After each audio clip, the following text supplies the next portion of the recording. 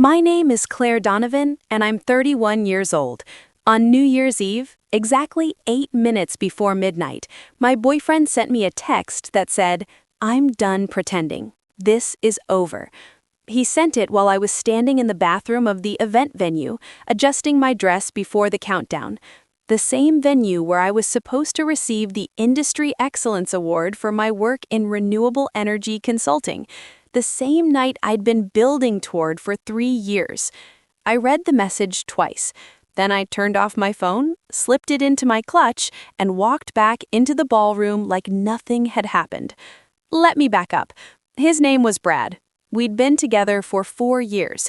We met at a networking mixer when I was 27 and still finding my footing in my career. He was charming in that easy, confident way some men are when they've never had to work particularly hard for attention. He sold commercial real estate and always had a story about closing deals over golf or drinks with clients who became friends. I was the one who color-coded my calendar and kept backup files of my backup files. He was the one who could walk into any room and make people laugh within 5 minutes. Somehow it worked, or I thought it did. The last year and a half changed things. I'd been working on a major project, a sustainability audit for a massive tech company relocating their headquarters. It was the kind of opportunity that could define my entire career. The hours were brutal. Early mornings, late nights, weekends spent reviewing environmental impact reports and energy efficiency models until my vision blurred. Brad said he understood. He told his friends I was brilliant, ambitious, going places. But at home, in the quiet spaces between us, his support came with edges. "You're always working. I feel like I'm dating your laptop. When is this going to be over?" I kept promising it was temporary, just a few more months, just until the project wrapped, just until the award ceremony where all of this exhaustion would finally mean something. The award ceremony was scheduled for December 31st, a New Year's Eve gala at the Riverside Hotel. Black tie, open bar, 200 people from across the industry. My company had nominated me for the Excellence Award based on the sustainability project. It was a huge deal, career-defining, the kind of night that could open doors I didn't even know existed yet. I told Brad about it in October, blocked out the date, bought my dress in November, a deep emerald green that made me feel powerful and polished, asked him 3 separate times if he'd cleared his schedule. "Yes, babe, I'll be there, I promise." New Year's Eve arrived cold and clear. I woke up at 9, nerves already humming under my skin. The ceremony started at 7, with cocktails at 6, and the awards presentation scheduled for 11:30, right before the midnight countdown. Brad was still asleep when I got out of the shower. I made breakfast, set a plate aside for him, then sat at the kitchen table going over my acceptance speech for the 100th time. My hands shook slightly as I held the printed notes. He came out around 11, hair messed up, wearing the same sweatpants he'd had on for 2 days. "Morning," he said, pouring coffee. "Good morning," I said, trying to sound light. "Big night tonight." "Right, your thing." "The award ceremony," I corrected. "You're still coming, right?" "Yeah, sure." Something in his tone felt off, but I pushed it down. Today wasn't the day to start a fight. I spent the afternoon getting ready. Hair, makeup, nails painted a soft champagne color that matched my clutch. By 4:30, I was dressed and checking myself in the mirror, smoothing down fabric that didn't need smoothing. Brad was on the couch watching a football game. "Hey," I said, "we need to leave by 5:30. You should start getting ready." "Mm-hmm." At 5:15, he was still on the couch, still in sweatpants. "Brad." "What?" "You're not dressed." "I know." My pulse kicked up. "We need to leave in 15 minutes. He muted the TV and turned to look at me. Really look at me. Not at the dress or the effort or the woman who'd spent months preparing for this moment, just at me with this flat, unreadable expression. "I don't think I'm going," he said. The words landed like stones. "What?" "I don't think I'm going. he repeated. I'm tired. It's been a long week. This is my award ceremony. I know. You promised. I know, he said again, like that somehow made it okay. But I just don't feel like going out tonight. You'll be fine without me. My throat tightened. Brad, this is the biggest night of my career. You've known about this for months. You'll have your coworkers there. You don't need me. That's not the point. Then what is the point? He asked, finally showing some emotion, annoyance. You want me to sit there for 5 hours pretending to care about sustainability metrics and renewable energy benchmarks? You want me to smile and nod while you talk shop with people I don't know? I want you to show up, like you said you would. He looked away, picked up the remote, unmuted the game. Go without me, Claire. You'll be fine. I stood there for a long moment, feeling something inside me crack.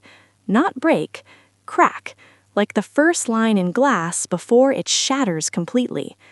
Fine, I said. I grabbed my clutch, my coat, my keys. I walked out the door without saying another word. The drive to the venue felt like moving through water. Everything slowed down, muffled, distant. I kept my hands steady on the wheel and my eyes on the road, and my mind carefully blank.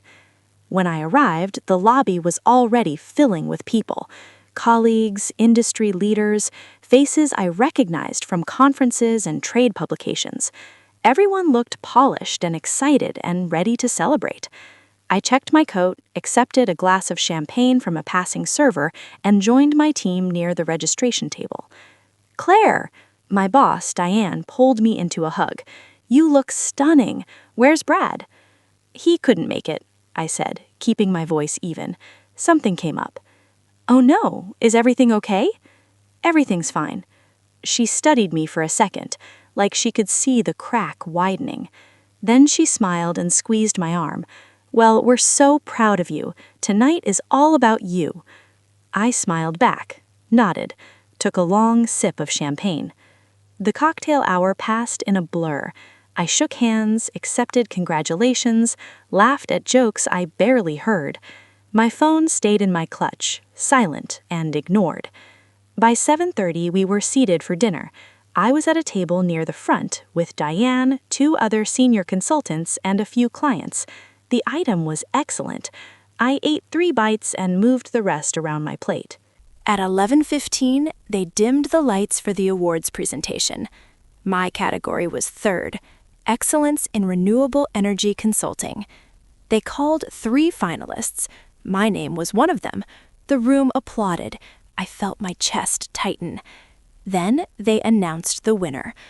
Claire Donovan for her outstanding work on the Green Tech Headquarters Sustainability Audit. The room erupted. People stood. Diane grabbed my hand. Someone behind me patted my shoulder. I walked to the stage on autopilot, accepted the glass trophy from the presenter, stood at the podium under bright lights, looking out at 200 faces smiling up at me. I gave my speech, thanked my team, my mentors, the clients who trusted me, talked about the importance of sustainable infrastructure and the responsibility we all carry to build a better future. Every word came out smooth and practiced. Inside, I felt hollow. When I stepped off the stage, my phone buzzed in my clutch. I ignored it. At 11:50, they announced the countdown would start in 10 minutes. People migrated toward the bar, refreshing drinks, grabbing champagne flutes, pairing off with their partners. I went to the bathroom. It was quiet in there. Just the faint hum of music from the ballroom and the sound of water running in one of the sinks. I stood at the mirror staring at my reflection. The woman looking back at me had perfect makeup, a gorgeous dress, and an award-winning career. She also had a boyfriend who couldn't be bothered to show up. I pulled out my phone. One message from Brad, sent at 11:42 p.m. I'm done pretending. This is over. I read it once, then again, then a third time, like the words might rearrange themselves into something that made sense. No explanation, No apology, no acknowledgement of what tonight meant. Just 8 words delivered 8 minutes before the year ended. I stood there, phone in hand, staring at the screen. Then I turned it off. I slipped it back into my clutch, checked my lipstick in the mirror, and walked back into the ballroom. The countdown had started. People were gathering near the stage, glasses raised, voices rising in unison. 10, 9, 8. I stood at the edge of the crowd, trophy in hand, watching couples lean into each other. 7, 6, 5. Diane found me, pulled me close, threw an arm around my shoulders. 4, 3, 2. The room exploded. Confetti fell, champagne sprayed. People kissed and hugged and screamed Happy New Year like it was a promise. I smiled, raised my glass, let Diane hug me again. "This is your year," she said, beaming. "I can feel it." I said thank you, and I meant it.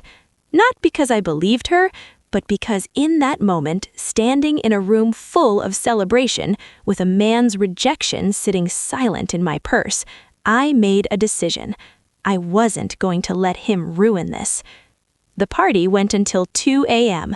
I stayed the whole time, danced with coworkers, toasted with clients, posed for photos with my trophy. Every time someone asked where Brad was, I said the same thing. He couldn't make it. Work emergency. No one questioned it. By the time I left, my feet ached and my face hurt from smiling. I drove home in silence, the trophy sitting in the passenger seat like a quiet witness.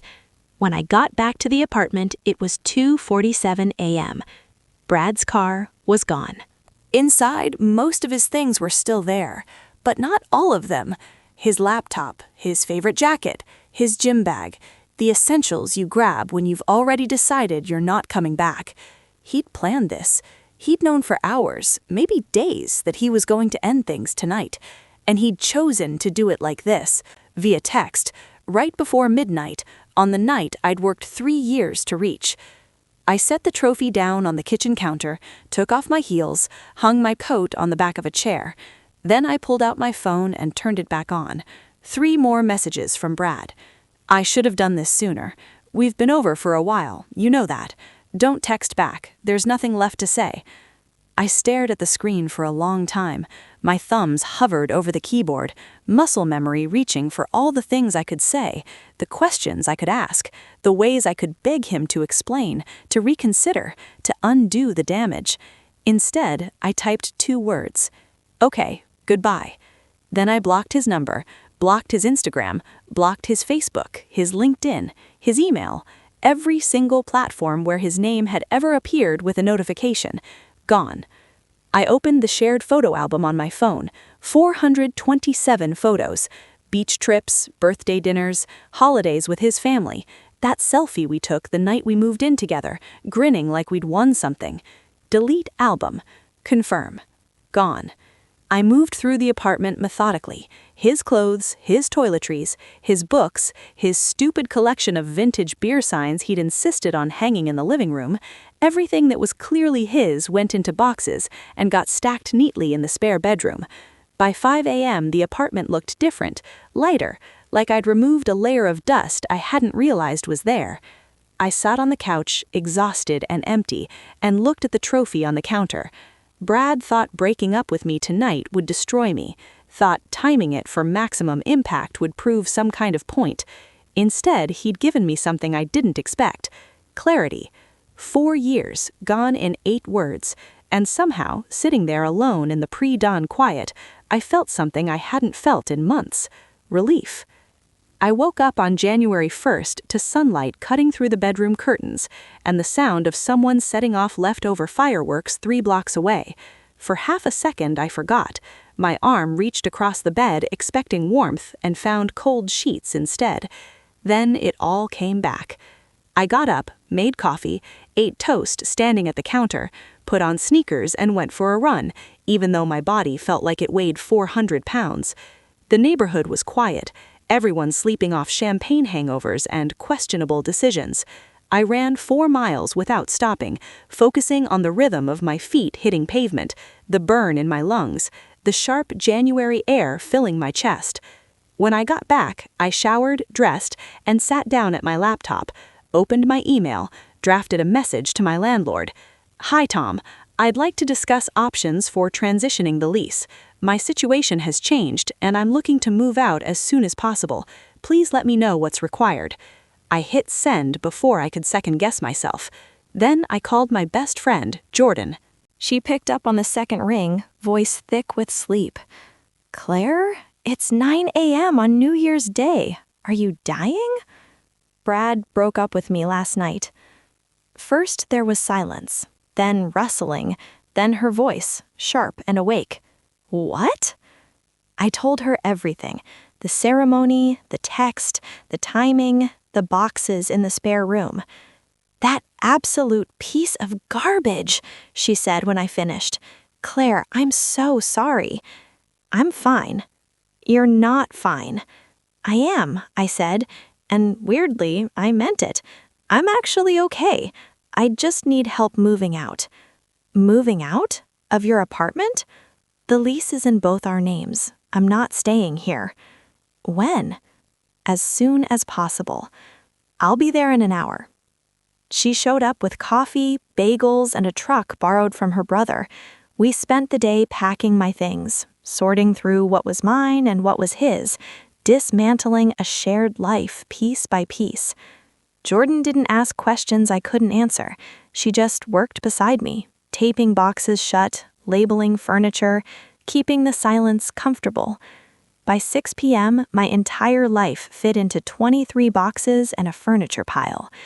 "Where are you going?" Jordan asked as we loaded the last box into the truck. "I don't know yet. Hotel for now. Then I'll figure it out." "Stay with me." "Jordan, I can't." "You can and you will. I have a guest room. It's yours as long as you need it." I looked at her, this person who'd dropped everything on New Year's Day to help me rebuild, and felt something crack open in my chest. "Thank you." That night, I slept in Jordan's guest room on sheets that smelled like lavender detergent. The bed was smaller than I was used to. The room was painted a soft yellow. It wasn't mine, but it felt safe. The following day, I went back to work. My coworkers greeted me with congratulations and questions about the ceremony. I smiled, thanked them, deflected questions about Brad. Diane called me into her office around 10. "How are you?" she asked, closing the door behind us. "Good, really good."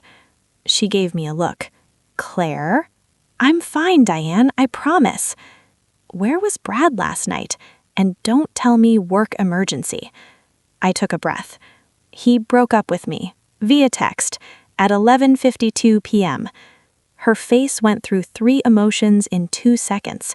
Shock, anger, then something softer. "Oh, honey." "It's okay. I'm handling it." "Are you?" "Yes, I blocked him. I'm moving out. I'm moving forward." She studied me for a long moment, then she leaned back in her chair. "Good. You deserve better than someone who can't show up for you. I know. And for what it's worth, you gave an incredible speech last night. Award-winning, literally." I smiled, a real one this time. "Thank you." Over the next week, I found a new apartment. Small, 1-bedroom, 4th-floor walk-up in a neighborhood I'd never lived in before. It was available immediately. I signed the lease on January 7th and moved in 2 days later with Jordan's help. The place was mine. No shared anything. No compromises, no history.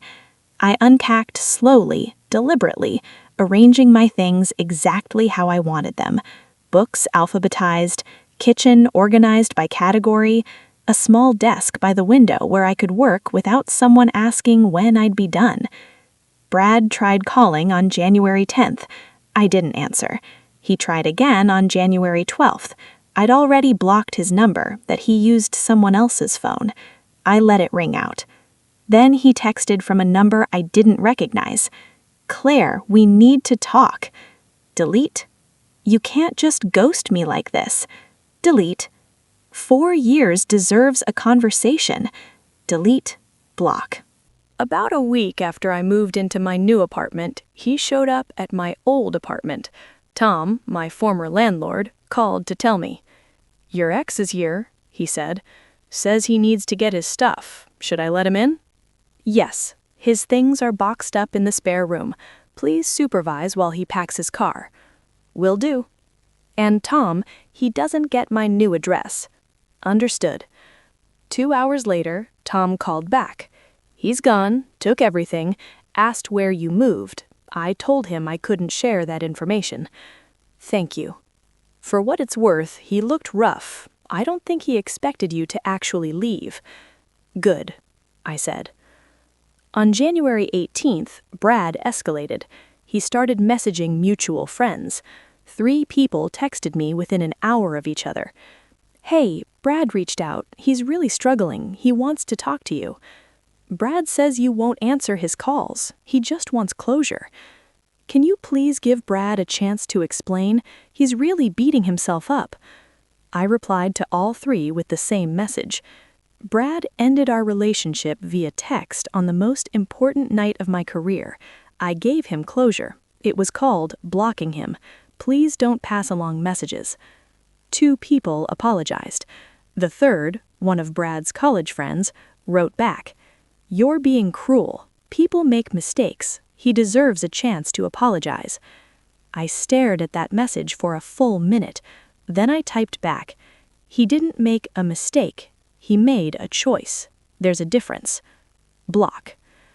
By the end of January, the messages stopped. Brad gave up, or ran out of people willing to advocate for him. My life settled into a new rhythm: work, gym, home, coffee with Jordan on Sundays, dinner with coworkers who became actual friends instead of just colleagues. I joined a book club, started taking a pottery class on Thursday nights. My apartment stayed quiet in the best way. No one's bad mood bleeding into mine.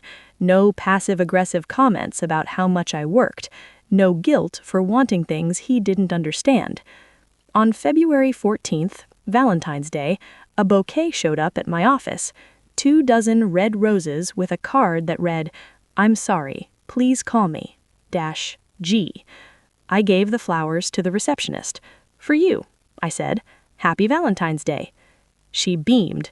"Are you sure?" "Positive." That night, Brad called my work phone. I didn't know he had the number. My assistant transferred the call before I could stop her. "Claire," he said when I picked up, "please don't hang up." I hung up. He called back immediately. I let it go to voicemail, played the message on speaker while I packed up my laptop. "Claire, I know you're angry. I know I hurt you, but we can work through this. 4 years means something. Please, just give me 5 minutes. That's all I'm asking." I deleted the voicemail, told my assistant to block his number from the main line. On February 20th, he tried one last time. He showed up at the Riverside Hotel, the same venue where the award ceremony had been held. There was a different event that night, a charity gala my company was sponsoring. I was there representing our team, networking with potential clients. I saw him across the room before he saw me. He was scanning faces, looking lost and determined at the same time. Jordan, who'd come as my +1, followed my gaze. "Is that him?" "Yes." "Want me to handle it?" "No, I've got it." I walked over before he spotted me, stood directly in his line of sight until he had no choice but to see me. His face changed. Relief, hope, desperation all at once. "Claire," he breathed. "Thank God, I've been trying to reach you for weeks." "I know. Then why won't you talk to me?" "Because we have nothing to talk about." "Yes, we do. I made a mistake, a huge mistake. I should never have sent that text. I was angry and stupid, and I didn't mean it." "You meant it," I said calmly. "Maybe not forever, but you meant it enough to send it at 11:52 p.m. on New Year's Eve, 8 minutes before midnight, on the night I won an award I'd worked 3 years for." His face crumpled. I know, and I'm so sorry.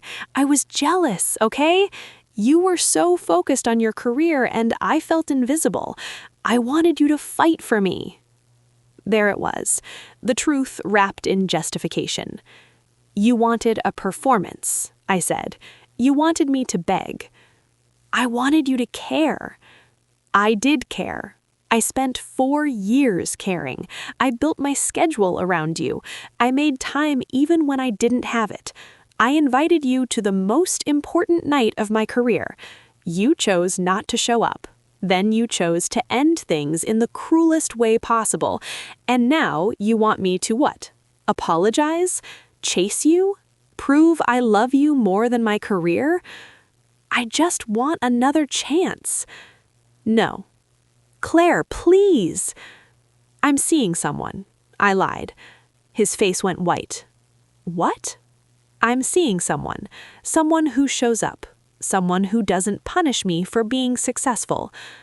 You're lying. Believe whatever you want. We're done, Brad. We've been done since 11:52 p.m. on December 31st. You ended it. I'm just respecting your decision. I walked away before he could respond.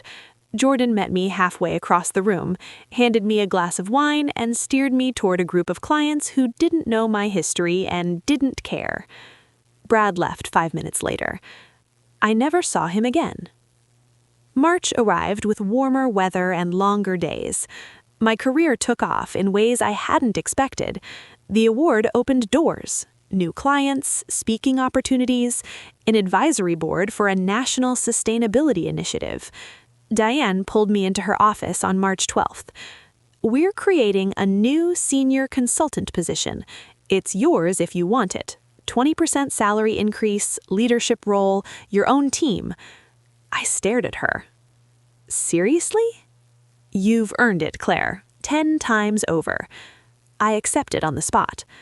That weekend, I called my parents and told them everything.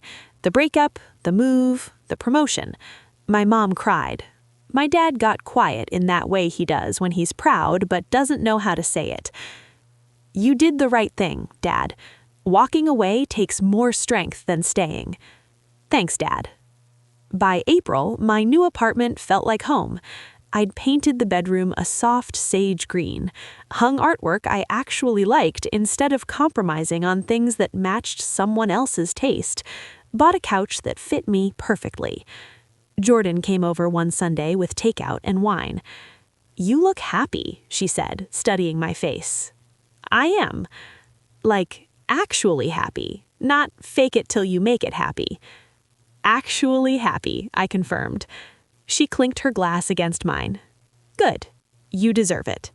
On May 1st, exactly 4 months after Brad's breakup text, I ran into one of his friends at a coffee shop, Austin, someone we'd hung out with a few times. He looked uncomfortable the second he saw me. Hey, Claire. Hey, Austin. I heard about you and Brad. I'm sorry. Don't be. I'm not. He blinked. Oh, okay. Well, good. How is he? I asked, not because I cared, but because I was curious. Honestly, not great. He moved back in with his parents, lost a couple of big clients at work. I think he's struggling. That's unfortunate. Austin shifted his weight. He talks about you a lot, says breaking up with you was the biggest mistake of his life. Probably. Austin laughed, surprised. Wow, okay then. Anything else? I asked, not unkindly. No, just wanted to say hi. Hi, Austin. Take care. I left with my coffee and didn't think about the conversation again. Summer came. I celebrated my 32nd birthday with friends, colleagues, people who'd become family. No drama, no texts from exes, just laughter and good food and the kind of joy that comes from building a life you actually want. In August, I started dating someone new. Nothing serious, just coffee dates and long walks and easy conversations with a mechanical engineer named Elliot, who thought my job was fascinating and never once made me feel guilty for working late. On New Year's Eve, exactly 1 year after everything fell apart, I was invited back to the Riverside Hotel for another industry gala. This time, I was presenting an award to someone else. I wore the same emerald dress, carried the same clutch, stood on the same stage under the same lights. But everything felt different. At 11:52 p.m., I checked my phone out of habit. No messages, no ghosts from the past, just a text from Jordan asking if I wanted to grab brunch the next morning. I smiled and typed back, "Absolutely." The countdown started. People gathered with their champagne and their partners and their hope for the new year. I stood at the edge of the crowd, watching confetti fall, and realized something profound.